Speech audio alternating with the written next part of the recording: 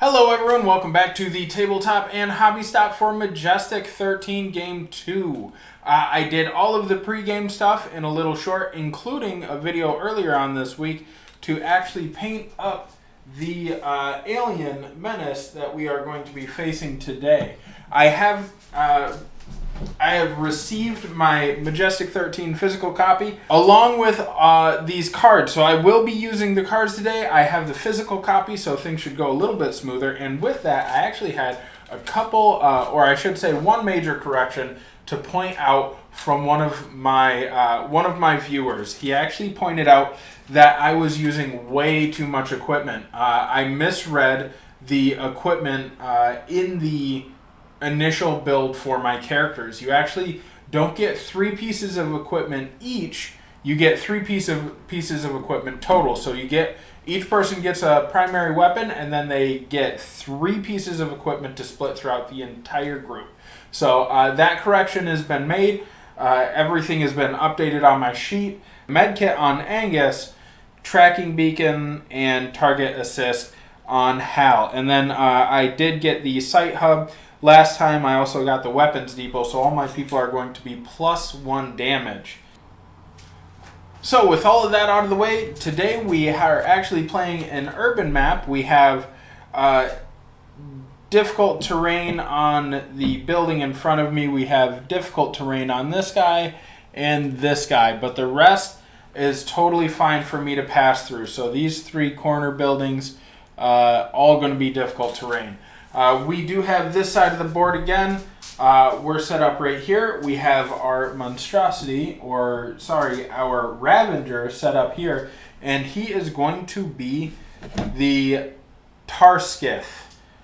So he is a Ravager, he is flying, and he has 115 hit points. He goes into Extremis at 30, defense of 20, acuity 26, combat 20, dexterity 24F, so flying, fortitude 18, and psionic 0. So this guy is going to be swooping in on us a lot. So he has really good vision. He's kind of like a hawk in that way, but he also has spines and spikes that he'll actually throw out at you. All right, table's all set. We're ready to go. First things first, we have to make our foo bar roll. So 3 + 1, that is not going to do it. And the first thing the Ravager does, without anyone in line of sight, is it's going to move its minimum distance to where it can actually see someone within line of sight. So we're going to take him, and he's actually going to come right about here. He'd want to be in cover, let's be fair about that.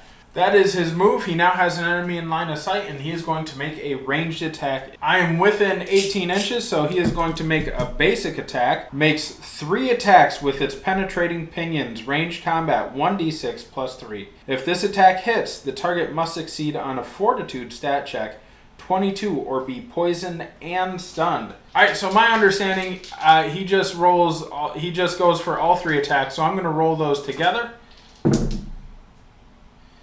We definitely have 1 hit. His combat is 20, so we have 2 hits on my leader. So I'm going to roll 2d6 + 3 for the damage. Or that would be +6, excuse me. Ooh, he rolls almost maximum damage. So 11 + 6, that's 17 points of damage.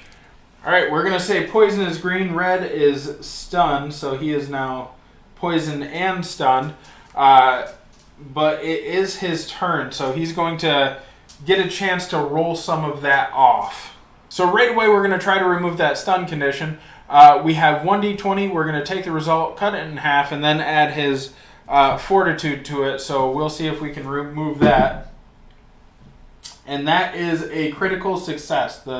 The little dragon is actually a success. So we do remove the stun. And then for his other action, I would like to try to remove that poison. Now it's just adding his fortitude of 16. So we have 6 + 16. That is enough. That is 22. I can do math. And we have to beat a 20. So we remove both of our conditions. Let's take our 11 move. And we are going to run Hey guys, so I actually made a mistake. So for the alien tech recovery, there's actually 2 pieces of terrain that's supposed to have it. So I'm going to roll that real quick. And that is going to be this guy, this big building over here that's going to have the tech. And this whole building is actually going to be the objective. So you guys can't see it, it's off camera, but I put the objective in the middle of the big building over there. And because of where we started, I am actually going to start out having collected with these 3 the first alien artifact. However, I'm going to, with John right away, move over and start trying to get to that second alien artifact. Maybe a little bit dangerous, but let's go. Let's see how this happens. This guy's gonna activate again at 16, or if somebody misses shooting at him. Both he and Hal are 16, and you guys know Hal is my guy. I think I'm going to have him go right away, and straight from where he's at, he's actually going to shoot straight at this guy. And Hal has an 18 to hit, so I need to get, I believe, a 3 or greater. Well, he has a 16, but plus his targeting array. So that is a 15. That definitely hits. And then we're going to roll our damage. That is 7 damage plus the 1. So 8 damage.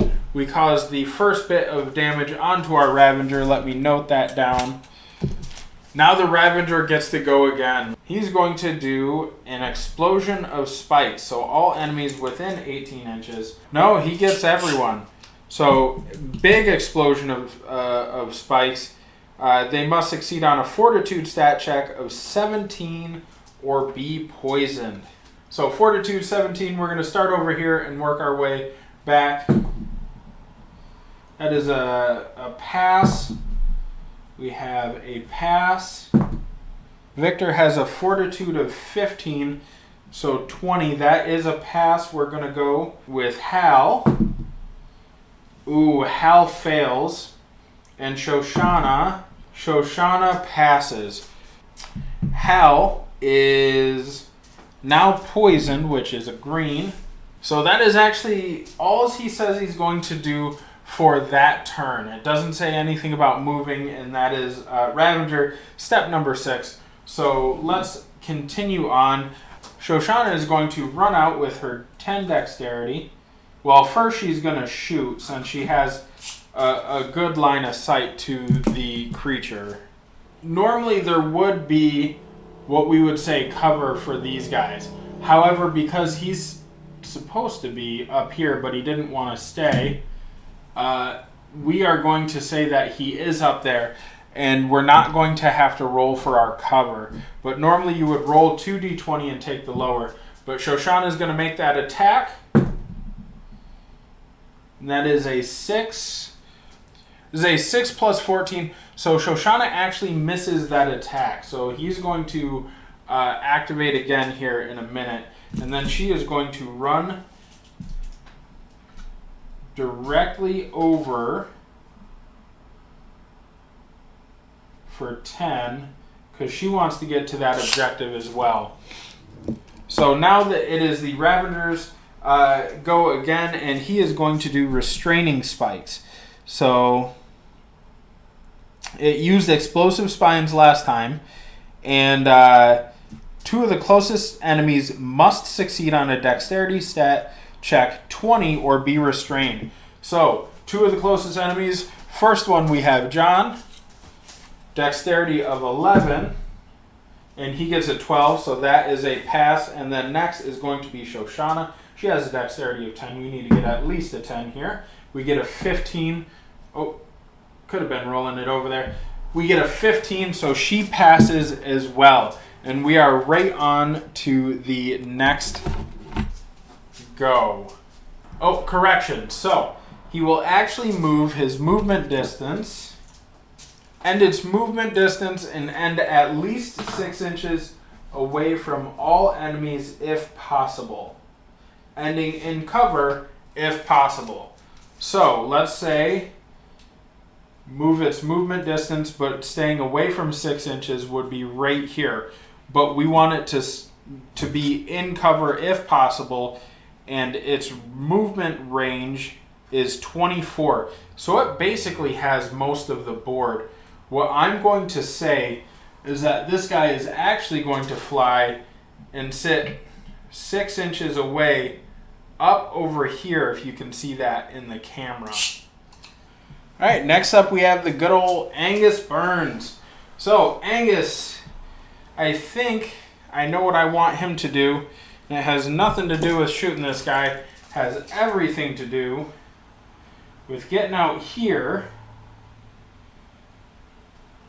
and using his med kit to try to heal. Alright, so we have 1d6 plus 4. Let's see. That is 7 damage that is healed, which is a whole lot better than nothing. However, it's not quite as much as I would like. After Angus, we have Victor, and Victor is my other combat guy, so I definitely want to try to get out there and make a difference. I think it would not be a bad idea to start getting Victor up here as well, so let's rush him all the way over here, and he's definitely in line of sight. Let's see what we can do. That is not in cover because he is too big and he's flying. Okay, a 17 does not hit. So Victor managed to be completely useless this time around. And we are moving on to turn number 2. Alright, and to begin, we will see that there is an area of attack effect available to him, so he will do another explosion of spines. Not quite to Shoshana, but to these 3 definitely.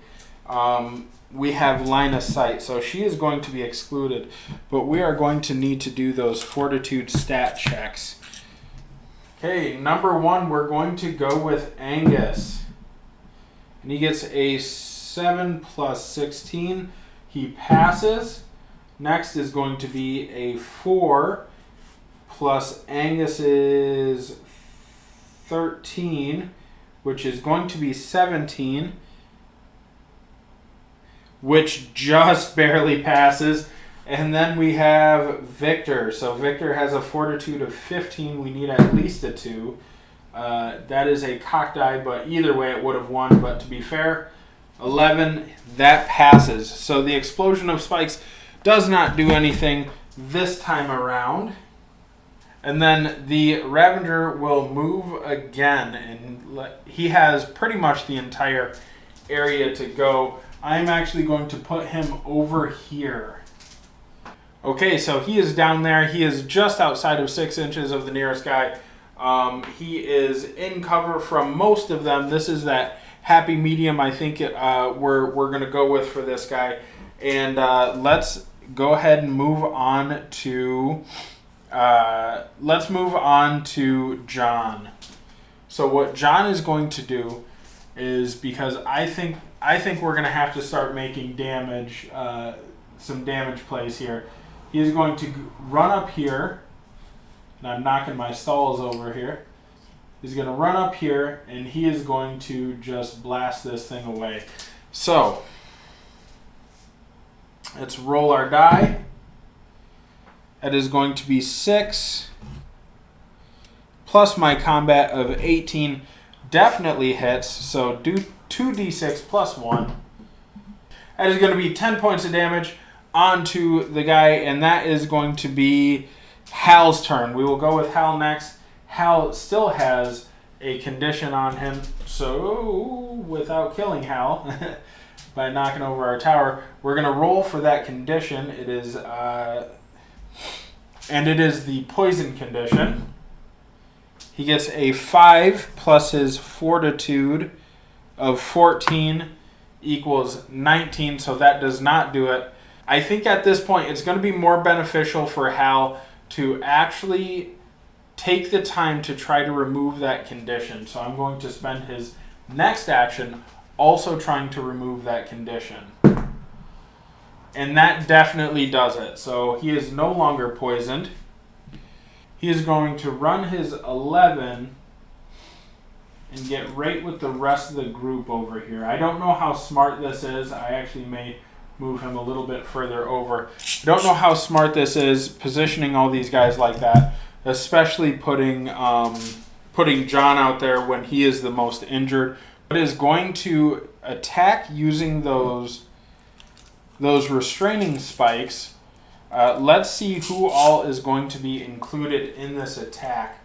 So this time it will be Shoshana and John, but I don't believe anyone else is within line of sight.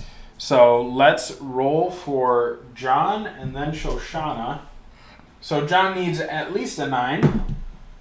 He gets a 5. That does not do it. Shoshana also needs at least a 9. And she does succeed with a 16. So we have John is stunned. And we'll put him right there. Or restrained, I should say. The monster is now going to wait. Since it did move last turn, it does say that he is going to wait there. As Shoshana is going to blast away at this guy. So Shoshana is actually going to move out right over here, as high up as she can get, actually. Move into the area and start blasting away at him. So let's roll. Let's roll. We get a 15. That does it. So it's going to be 2d6 plus 1. That is going to be 7 more damage. After Shoshana, it is going to be Angus. And Angus is going to do much the same thing as he did before. He's going to run up here and he's going to heal John for 1d6 plus 4. And that is going to be 8 points that he heals him. And then we are going to go over to Victor. Victor, we know what he's going to do. He's going to take a step out right here. And he's going to also just start blasting. And he gets a 10, which hits. 2d6 plus 1. So that is another 7 points of damage. And we are on to turn 3. He is going to kick us off with a basic attack, I believe. He is going to make 3 attacks versus the closest guy, which unfortunately, once again, is going to be Angus. So that is a 5, 7, and a 17. So that 17 will hit. The other 2 will not. And that will be 1d6 plus 3. So that will be 6 damage back onto John. Alright, so to get out of line of sight, the alien actually moved right back over here. Kind of hard to see. But we are going to pick up play right from here. John is going to roll off one of his 3 conditions. I think we're going to start with stunned as the condition that we're going to try to roll off. And that is going to be, once again, fortitude. But we're going to cut it in half. Let me see if I can get that right there. Keep me honest. So 19, that's 10 plus the 7. So we get rid of his one condition, his stunned condition. And then with his other, I think we are going to get rid of poison, since we can't really do anything anyways, movement wise, if we do that. So let's try to get rid of poison. And that is 20 exactly, with a fortitude of 16. So John actually does get rid of his poison as well. It is really nice having these, as much as I like to use John for things, it's really nice having these conditions to go on the guy with the highest fortitude. So let's continue on. After John, we are going to go with Hal once again. And Hal is going to have to cause some damage to this guy. So he is going to use his 11 to get into line of sight and actually touch this building is my goal. Now that is definitely going to be cover. So unfortunately, well, I don't know. Let me take a look here.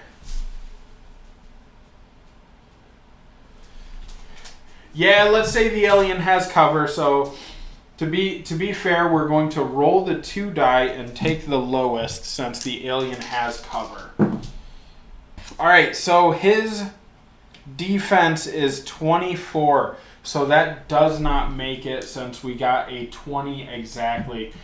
So this alien is actually going to go right away. All right, so as best as I can get, he's going to make an attack against Hal here. And that's going to be his basic attack. So it's going to be the 3d6 attack. Hal has a defense of 30, so let's hope that he doesn't get any conditions on him. But here we go. So, wow, that is 2 critical failures.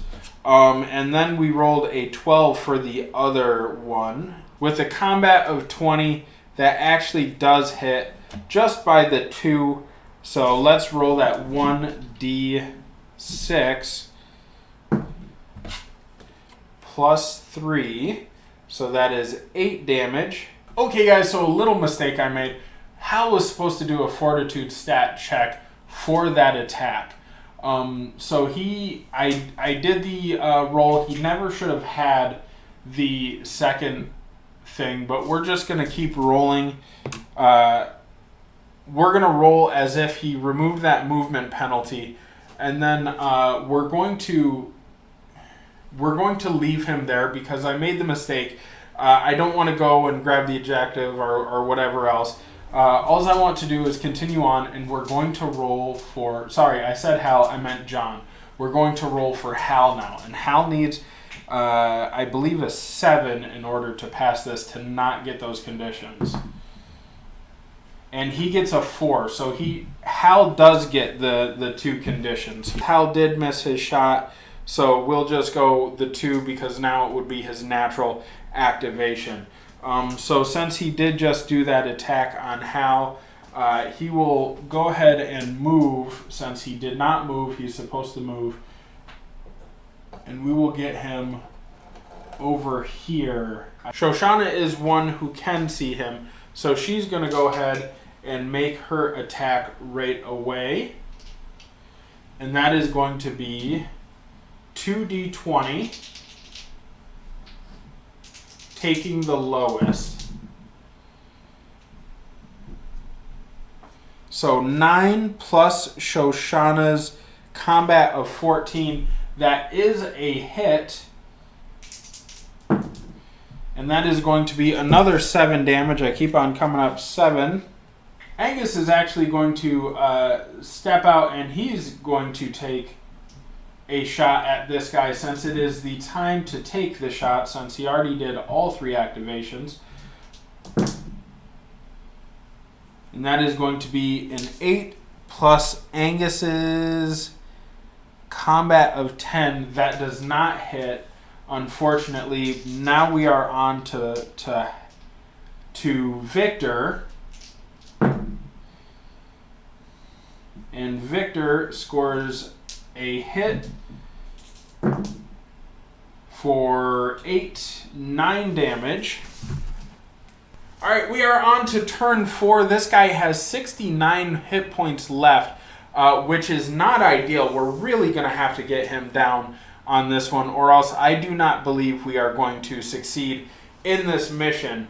So let's see how this goes. I believe he is going to make a ranged attack if he can, if we are within 18 inches, which we are within 18 inches. So he's going to make a ranged attack on these 4 guys, and then we will proceed from there. So he does Explosion of Spikes.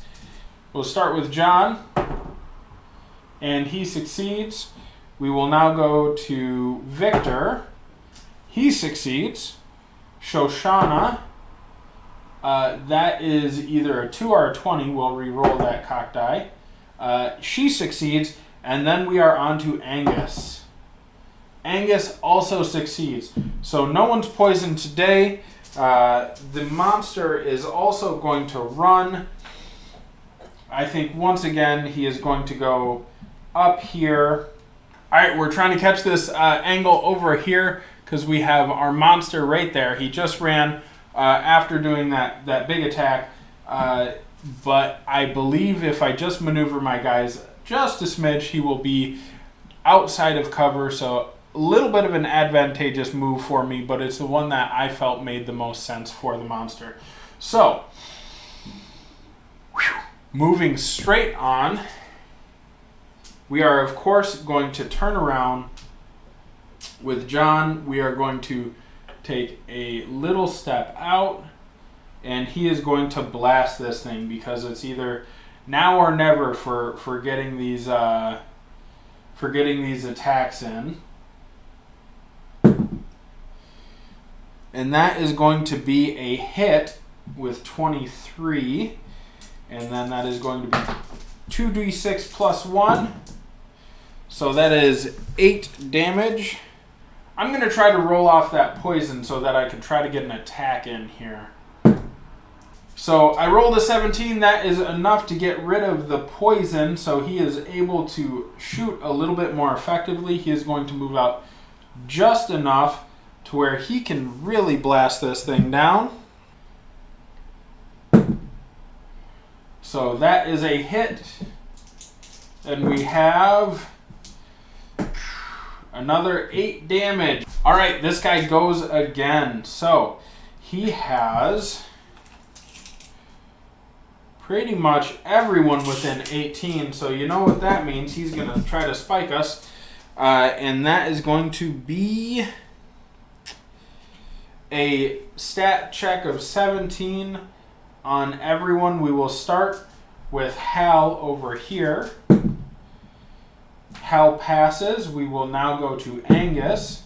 Angus's fortitude is 13. 7, so that's a 20, which passes. We will go to Shoshana. That passes. Victor. Victor fails. That is unfortunate. We will now go to John. And John passes. So Victor has gotten a critical failure, so he has just poison. Hopefully we can roll that off. It's not as bad as I thought. To Shoshana. Shoshana is, of course, going to take a step out here. And she is also going to take a shot at this thing.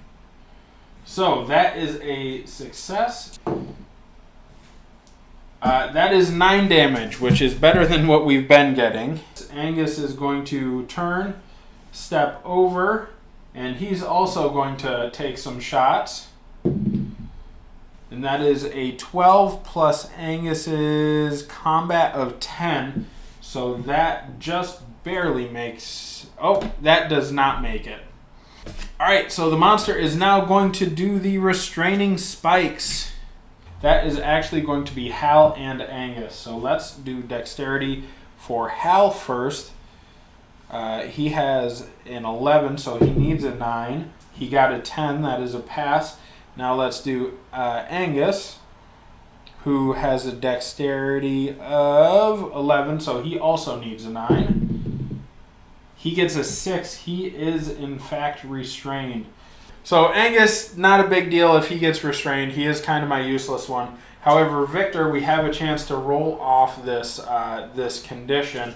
Let's hope that we get rid of this poison condition. With the 3, that is not going to do it. But regardless, we are going to step out and we are going to try to roll anyways. We will continue. He has half movement, which is totally fine. Let's go ahead and roll for his attack. That is definitely a hit with a 17. We are going to roll our 2d6 plus 1. That is 11 points of damage. That is more like it, which brings him down to 33. Okay, everyone, we are into the 5th and final round. We are at 33 health points for this guy. We have not completed our second objective. We got a few people who got this first one, but we have no one who's yet to succeed at getting that second building yet. And I don't know if we're going to. I'm not too worried about it. But let's proceed. All right, we've gotten lucky on our foobar rolls so far this game. Let's go ahead and roll. This is the hardest one. You have to get a 1 basically, so we'll see. Oh, we continue to have the luck. That is a 1. So we do not have a foobar roll, or we do not have a foobar event this game apparently. Kick it off with John over here. And I think our priority is going to get this thing into Extremis. So let's move John as far as he can go, which is 11 inches, just so we can catch this thing completely. Well, let's go, whoop, and then over here. We want to catch it out of cover. He's behind that building, a little bit hard to see. I see why some people like the top-down cameras, but I think this does look more dynamic. I actually like it a little bit more. But let's roll that. 12, that's definitely a hit. 2d6 plus 1. That is 9. So 10 points of damage. And that brings him to 23. However, Hal still has his little thing on him. So let's roll to see if we get the stunned off here. So stunned, we're gonna roll for that. We get a 16, so that stun does come right off. And Hal is going to run his 11. Hal's going to run his 11 straight over here to get a nice clear sight on the alien. And he is going to make his attack. So that is a critical hit. All right, guys, I just had to review the rules because this is my first time getting a critical hit in this game, which is super exciting. In the last little bit, seems this game keeps on working out in my favor as far as like actually finishing the alien, because I didn't think I was going to do it. So what you do is you take everything and double it. So you roll both your die, your damage. So I get well, I only get a 5 there. So it's going to be 10 plus 1 plus double my plus 1. So it's going to be 12 damage that I cause to this guy, which is fantastic news, because that brings him down to 11 health total. Rate and time for his turn, and he's going to go into Extremis, and he's going to cause himself a little bit more damage. So he's going to suffer 2d6 damage right away. Technically, he could take himself out here if we roll Snake Eyes or just about. Okay, so he causes himself 6 damage, which brings him down to 5 health. If I cannot cause him 5 points of damage this next go, I'm going to be kind of upset with myself. But let's see what we have here. All right, so what he's going to do is he is going to make his explosion of spines. Everyone within 18 inches and in line of sight. So that is going to be, I think, everyone but Shoshan. No, that's going to be everyone. So everyone has to take this check. And we'll just start just like we've been going. We're going to start with John over here in the corner. So fortitude saving throw. That is a fail, actually. So John has... Okay, so it's actually 17, excuse me. John has a 16, so he definitely passed, even though it's only a 3. My apologies. We are now going to move on to Hal. So for 18, he passes by 1. We are now going to Victor. He passes. Let's go to Shoshana. She passes, and let's go to Angus. And Angus gets a 19, so everyone's quite flossy on this one. And then he is going to run. So he's going to go his full distance, and I think it makes sense for him to get over onto this building over here. So once again, camera readjustment. All right, so he's over here now. We're going to finish out his second turn, and it is going to be his restraining spike. So he's going to go against Angus and Shoshana. Angus already is restrained, so I think we just call it good for him being restrained, but we are going to have to check Shoshana. She needs to get at least a 9 to not be restrained. And she gets a 16. So let's continue on, and it's actually Shoshana's turn. So let's see what we can do as far as getting her up these stairs to get a better view. And she can absolutely do it. Get right there, touching the cover, and she is going to take a shot at this guy right away. So she's up there. Let's see if we can actually cause 5 damage to the monster. And we will roll right here. So that is a 12. She definitely hits. Let's grab our 2 dice here. And it's going to be a +1. So 3 damage. Oh, we got snake eyes here on our thing. So we only cause him 3 damage. So we need to cause him 2 damage between these next 2 players. Moving on, let's go with Angus is going to be next.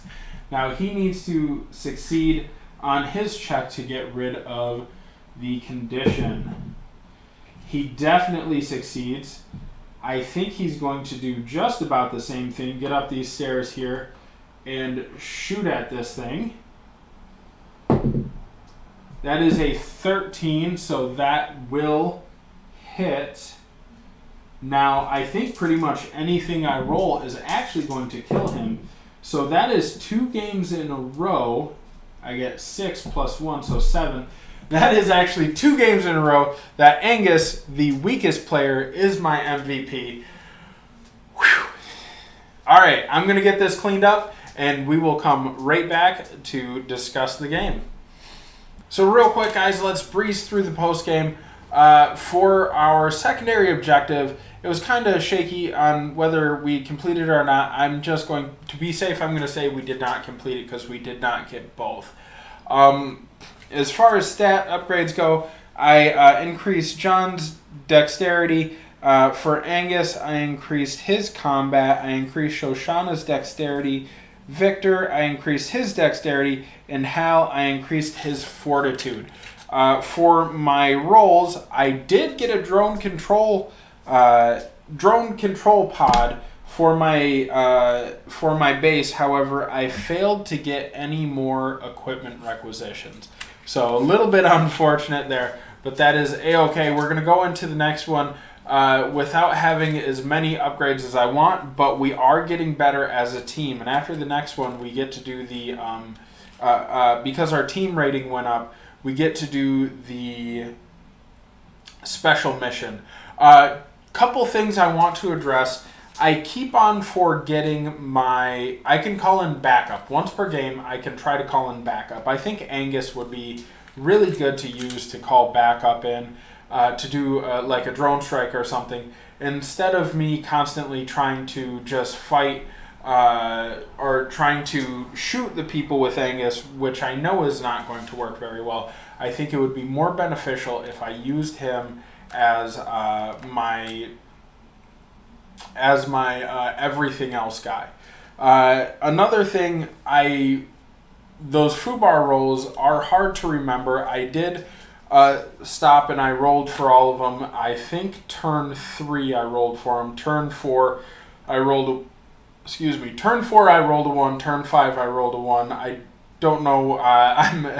This is before I'm editing it. I'm trying to cut down on a lot of time, so I'm trying to cut down on like a lot of the unnecessary in-between game stuff. So I don't know if I'm going to show the foobar rolls. But yeah, no foobar event this time, but they keep on sliding by my notice. I noticed it about halfway through turn 3, so I really quick stepped aside. rolled my rolls just to make sure I was keeping everything up to snuff, and I actually didn't end up getting a foobar this entire turn. This monster was, it was fun. It was not as fun as the Stalker, but I did still have fun with him.